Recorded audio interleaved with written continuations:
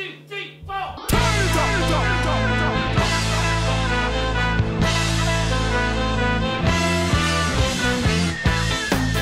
Hello and welcome to the NESN Soccer Show. I'm Mark. You're Marcus. Do you like the way we start the show? Let's talk about that off camera. Okay. We're going to dive right in. It's January. We did our New Year's resolutions last year, and teams trying to live up to those New Year's resolutions in the January transfer window in Europe. Some big names moving around. I wouldn't say there's a lot of moves, but the ones that have taken place are kind of pretty significant. Yeah. But before we jump into that, there was kind of another January transfer that wasn't technically a transfer, but it's a big deal for U.S. soccer and Mexico soccer and I guess CONCACAF. Right. Jonathan Gonzalez, an 18-year-old American-born player who played for the American U17 and U20 and I think another age, very much in the U.S. youth system, chose to play for Mexico. Both his parents were born in Mexico, chose to play for Mexico instead of the United States. Yeah. This is a pretty big blow. He's a midfielder, very talented player, but I think it's kind of the first domino, in my opinion, it's the first domino to sort of fall after the U.S. did not qualify for the World Cup. It's the first real, I mean, aside from not being in the tournament, the first real, okay, this is the cost of not making a World Cup. Is that kind of like, what was your reaction when you saw that he chose to do this? I was surprised because I had him pegged as a USA future star. I mean, this guy, he broke into Monterrey's team. Monterrey is a big club in Mexico.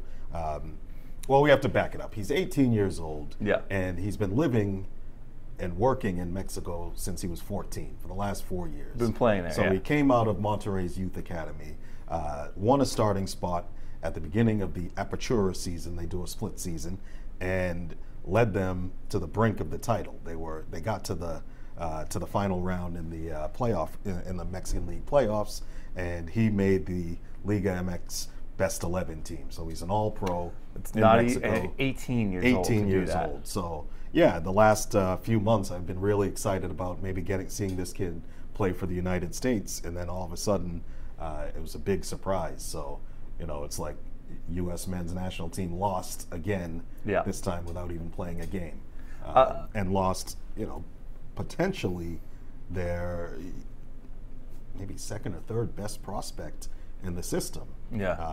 So yeah, it's disappointing, and it's really a blow to the United States' future prospects. And what's really tough is that this is something that we're going to remember and see time and time again for like a decade, because he's playing Mexico, and we'll play them in basically any significant competition that we participate in. And it'll always be this sort of what if. And the thing is, he'll probably make Mexico, he'll be one of their best players. Maybe not in the coming World Cup, but in the next one, and in qualifying, it won't take too long for him to probably be a regular starter, I think. We're not sure yet. He's only 18 years old, and history is full of guys that were great at 18, and then by the time they're 22, they're not really what we thought they would be 4 years prior. Yeah, he's supposed to be a good player, but it's really on the basis of 6 solid months as a professional. Will he be able to keep this level and keep this form? Well, that's his club's job. And will he earn a big money move to Europe or elsewhere? That remains to be seen. But yeah, it certainly looks bad. And you talked about missing out on the World Cup. That might have been a big reason, but I think more than anything, it was a mix of Mexico's persistence. They sent high-level delegations. Right, I was going to say, they went to his parents in Santa Rosa, California, Southern California. They recruited. Yeah, they recruited him, and they really made him feel wanted at the federation level. The United States, on the other hand, after failing to qualify in October, they had a friendly against Portugal in November, and they called up all the best kids, and he wasn't one of them. So he was left in a lurch, And I think this is more than anything, it's the result of a leadership vacuum at U.S. soccer. You know, there's going to be a presidential election in a month's time. They don't have a coach. Bruce Arena had been in contact with him fairly frequently in you know, in the latter months of the year, and you know, had the U.S. qualified for the World Cup, there was a chance he might have been able to play his way onto the roster. But I don't think he heard anything from between October and November, December, and by that time, Mexico had put on the full court press to get him. So I think it's a mix of persistence and negligence. It's a sign that, and not that we didn't already know this, that it's a clear failure by U.S. soccer, I think, because, you know, the glaring reason for why somebody might think initially that he chose to play for Mexico is that right away, and he has a very good chance and probably will make the Mexico roster for the World Cup this year. You don't think so? No. Well, we'll see. But he has the chance to play in a World Cup this year, so people might think that that's the initial reason that he wanted to switch. But I think it is like the combination. I mean, I did read one report that his parents wanted him to play for Mexico. His parents want him to play for Mexico. His teammates want him to play for Mexico. That's the thing. He plays in a Mexican team. To play for Mexico. This kid is a dual national. Yeah. He was born in the United States to Mexican parents. Now, I don't know much about his upbringing, but you know, knowing what we know about immigrant communities in the United States, there's not at this time in the world, the United States doesn't seem to be the most welcoming place to immigrants. So that has to play a bit of a role in it. There is this disconnect between Latinos playing soccer in the United States and that's called Anglos playing soccer in the United States. So, you know, that has to play a role in the back of his mind of how much of a chance is he really going to get. Even though he does well in Mexico and he plays his way onto the best 11, you have guys that maybe are getting a few games over in Europe and they're getting called into that Portugal game. So, you know, there's a lot at play here, but at the end of the day, it's a personal decision for the player. You know, do you feel American? Do you feel Mexican? He's probably both. Who he wants to represent, it's not for me or you to sit here and say who he should play for or how much he does play for. But, you know, you have to think that at a federation level, the U.S. dropped the ball on this one. When I think about it at a federation level, and I realize there's a lame duck president right now, there's no coach, so, you know, it's like pretty far down the ladder, whereas at some point, I don't know, you know, the way things work at U.S. soccer, but it's clear that nobody sort of like was in a position, I guess, because I think that it had to be on people's minds, like this kid could potentially switch and play for Mexico. But I don't think there was anybody in position to say, all right, well, I'm booking a flight out to Santa Rosa, California, or to Monterey, and I'm going to make a visit to Jonathan Gonzalez, and I'm going to do it, you know, in another 4 weeks from now. I'm going to attend one of his matches. I'm going to be there. There was no sort of recruit. And I think that's a good job for maybe like a former player with Mexican heritage that played for the United States, or just, you know, some Spanish-speaking people as well in U.S. soccer to just constantly, like, and this should be something, especially in the United States where we have so many dual national players, like there should be sort of a representative for people that may be from Mexico or other Spanish-speaking countries. Maybe, you know, there's a lot of German Americans, so like you have different representatives for maybe different languages and different areas of the world that would understand how to connect with these players and how to recruit them to the U.S. national team and make them feel like they're welcome. Yeah, it's a system-wide issue, but I think in this particular case, the United States lost the race for Jonathan Gonzalez's services before they even knew that there was a race going on. Which, as one of our colleagues said yesterday, that's a great way to lose a race. Yeah, it's disappointing. I think everybody just assumed he would be coming through and playing for the United States. He was on the youth teams. I think that he was the captain of the under-17 team. He played in the last under-20 World Cup for the United States. But getting guys like him, and actually any player of any background through the system, that's the job of the national team coaches and the national team technical director. Yeah. The U.S. national team coach is exactly interim, and the technical director is nobody. Right. It used to be Jurgen Klinsmann, and he was the technical director. Bruce Arena was the coach. It's not there. Yeah. So, lame duck president making the phone calls. Who's making the phone calls? Nobody. So kind of a big blow for U.S. soccer, but they do go into their January camp with a lot of young players, and you know there's probably won't have much to talk about with the camp by the time it's over, but there'll be a game. Move on, and that's why we're anxiously awaiting the next president to be elected and the next coach to be selected, and technical director to be put in place, so that there can be a system in place that this doesn't happen again. Right, and there are other players who are dual nationals. There are dozens of Mexican-American kids who are playing either professionally at first-team level or in academy systems, and these kids are all from maybe California. It'll wake them up now that we have to stay on top of these until they are, tied to the country by caps or however else you can only play for one nation. Yeah, there will until that happens. Yeah, there will be other. There's this tug of war going on for dual national players between the United States and Mexico. It started with a trickle, and I think moving forward there are going to be more and more as these flows of players go back and forth between these two countries that share a border. Yeah. Well, moving over to Europe, the biggest transfer, no doubt, is Coutinho leaving Liverpool to Barcelona for £142 million. As you've done the conversion here, $192 million. Yeah, it's a lot. So second most expensive transfer in history behind Neymar. That was kind of surprising for Coutinho. I mean, is he worth that much? No. No, he's worth whatever somebody will pay for him. And it is, he's a record fee. A lot of it seems like it strikes me as a reaction to Neymar's departure.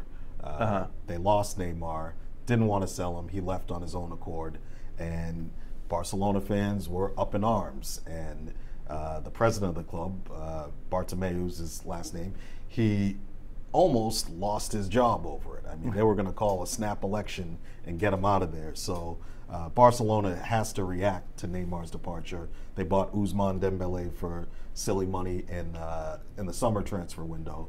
They tried to get Coutinho in the summer. He wanted to go. Liverpool stood firm.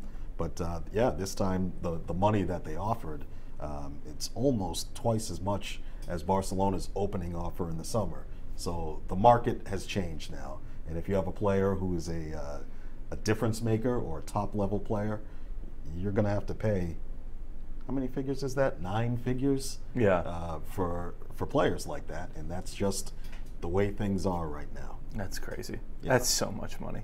But on the field, this is good for Barcelona.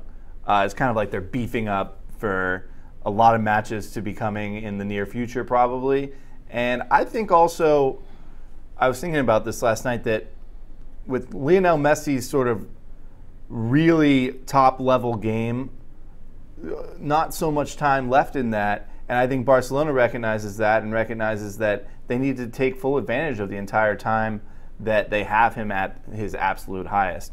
And that's what I think this sort of adds for, and they expect to be picking up, not just one major trophy, but probably multiple, if not win a triple, which they're still very much in position to do. There's a few things going on here. One is Andres Iniesta. He's a legend, and he's about 33, 34 years old, but he's on the back end of his career. He might retire after this season, might play another season, but with Barcelona going for all these major trophies, La Liga, Copa del Rey, and the Champions League, Iniesta can't play in all those competitions. So Coutinho, he can't play in the Champions League for Barcelona.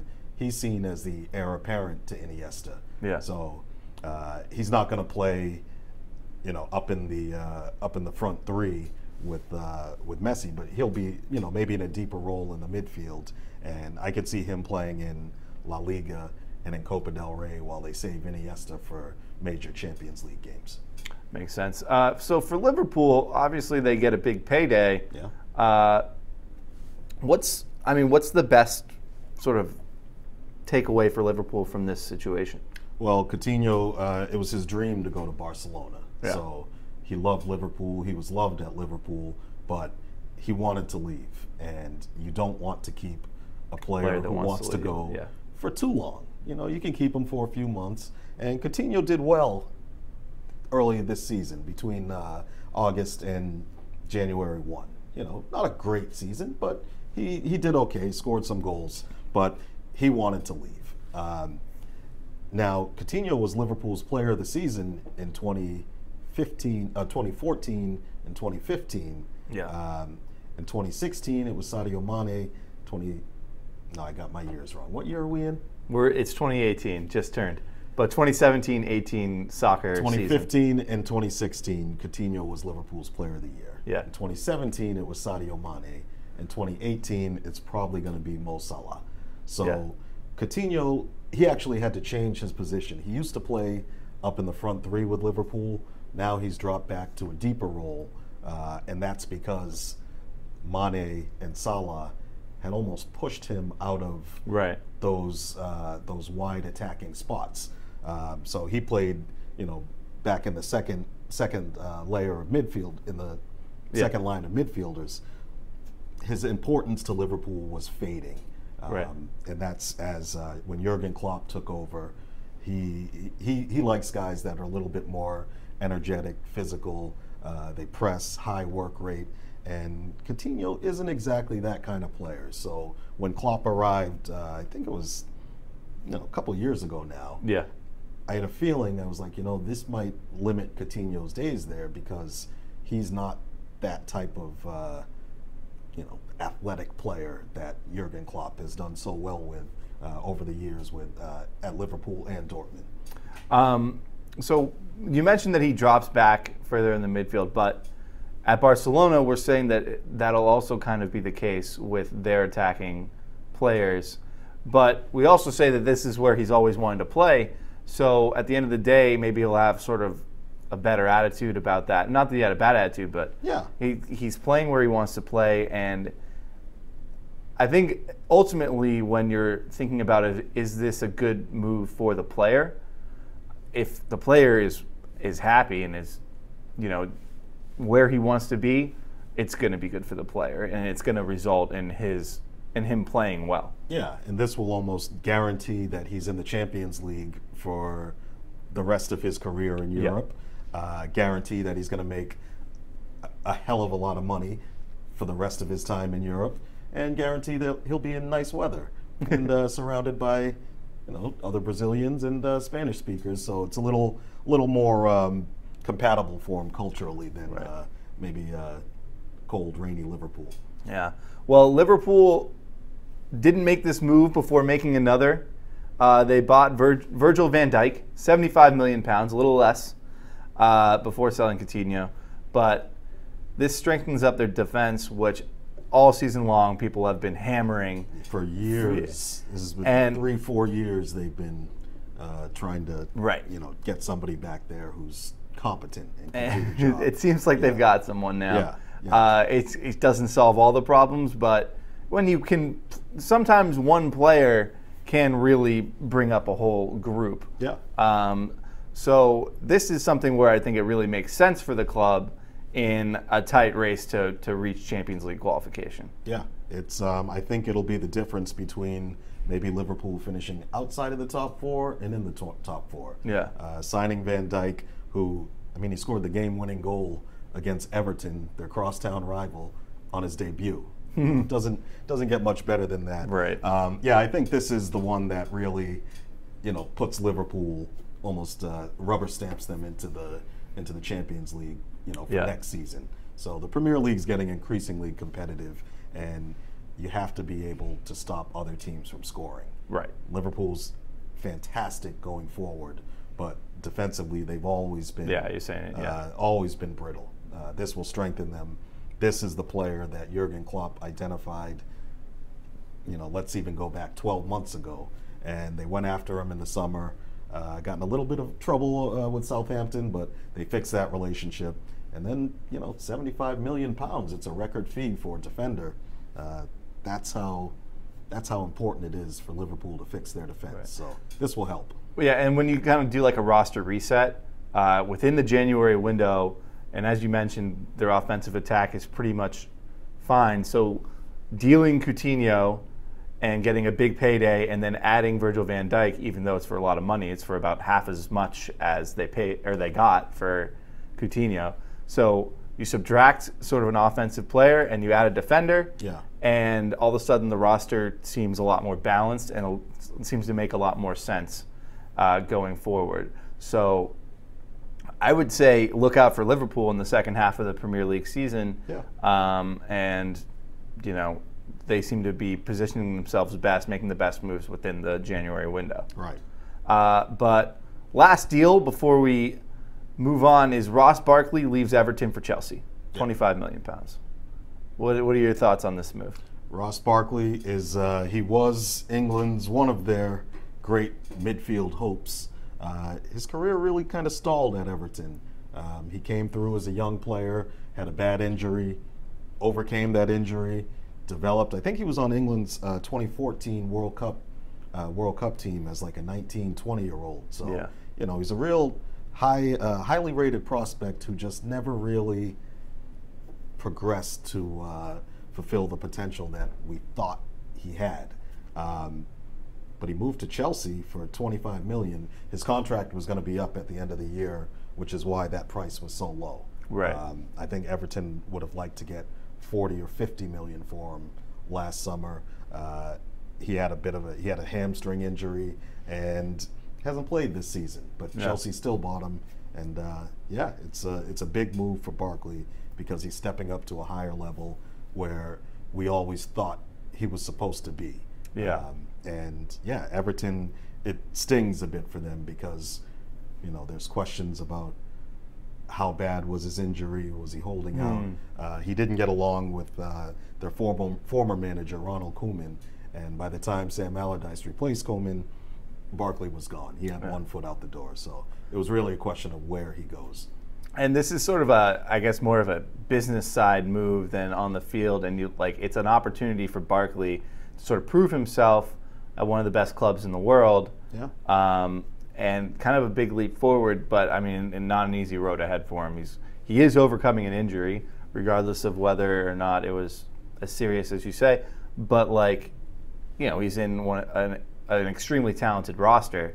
So I think what we'll find out in maybe pretty much the next year is whether Ross Barkley's hype as a young player was really, whether or not he was worthy of that hype now that he's getting a full look from one of the best clubs in the Premier League. Right, and we won't really be able to answer that question until next season. Right. Because I don't see him walking into Chelsea's starting lineup. No. He's good. He's not that good. But this sort of sets the stage for Chelsea to do some other transfer wheeling and dealing.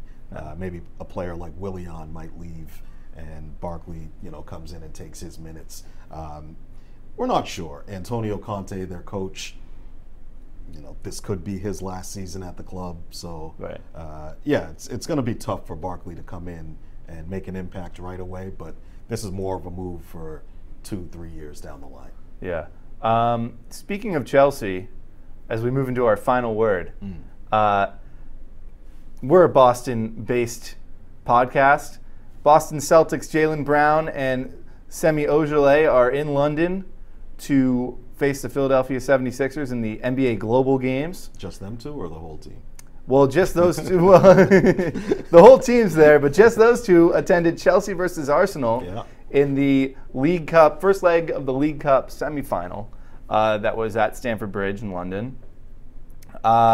They saw a thrilling 0-0 tie, always a good way to attract a new soccer fan. Or maybe they're already soccer fans. They're already soccer fans. Yeah. Here, Jaylen Brown is an Arsenal fan. Jaylen Brown, if you're watching, I too am an Arsenal. Well, he must be actually a soccer fan because a Chelsea representative asked Jaylen Brown a trivia question, and he got it right. Here it is. Jurgen Klinsmann, who used to manage the USA soccer team, did he play for Chelsea? Is it true or is it false? You know that. False. It's false. You're on absolute Oh, man, flames. I do this. Well, a good job by Jaylen there. Yeah. Jurgen Klinsmann never played for Chelsea, but I got a trivia question for you. Okay. What clubs did Jurgen Klinsmann play for? In England? In his career, I don't even know the answer to this. Probably played for Stuttgart. That's where he's from. Yeah. He made his name at Tottenham, so Right. I think Jaylen Brown knows the answer to that because, as an Arsenal fan, he knows who to hate. Let's see. I'm just going to run through his list real quick, just out of curiosity. He played for Stuttgart, and then Inter Milan, Monaco, Tottenham, Bayern Munich, Sampdoria, Tottenham again on loan, and ended at Orange County Blue Star. Okay. Where he has been ever since. Yeah. But so Southern California. that wraps it up for us. Unless, do you have a final word? I don't know. You don't?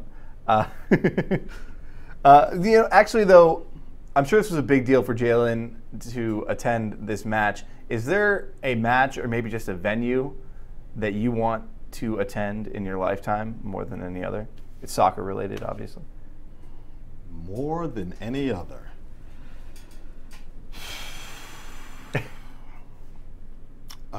Yes, there are a number of them. Yeah, I mean, yeah.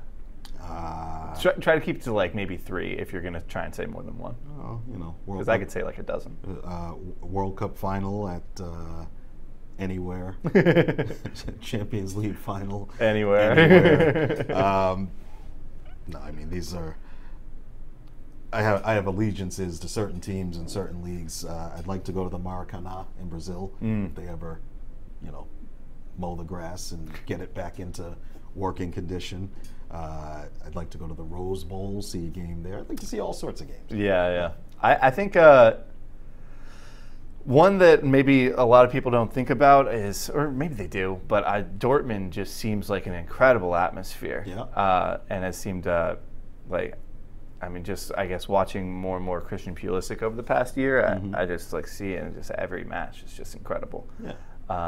But there's a long list. My answer, all of them. Yeah, I want to go all of them. I've been to one game in Europe. That was at De Kuip in in Rotterdam, where I watched Feyenoord play with some of their fans who have a reputation, well deserved, for being among the roughest in Europe.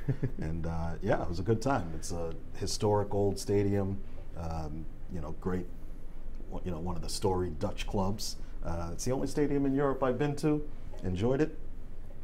I want to get us out of here, but quick story. The one match I've been to in Europe was the Coppa Italia final, which is at the Stadio Olimpico in Rome every year. I was there in 2011 when Palermo played Inter Milan.